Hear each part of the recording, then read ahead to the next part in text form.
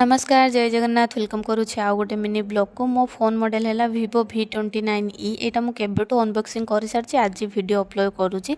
तो आपण मैंने कहे यार प्राइस केते कमेंट सेक्शन निश्चय मुझे घरे कही 15,000 नहीं आपण मैंने जानी तो घरे कहे कौन एत टंकार फोन धरवा दरकार मो केवल यहाँ यूट्यूब आनी जो थे मुझे अलरेडी यूट्यूब वीडियो करुच्ची। तो मुझे आज ये पकईली टेम्पर ग्लास यहाँ कोर मॉडल अच्छी।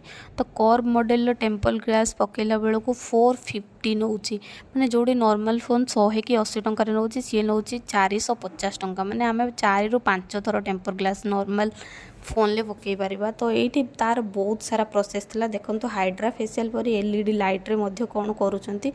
तो मु 450 टंका शुणिकी फोन जिते टंका देके आनी एत शौक लगी नाला कि जो टेम्पर ग्लास पकईले मत बहुत टिके बाधिला से आपण मान सहित शेयर कली भिडटा रोचे। नमस्कार जय जगन्नाथ।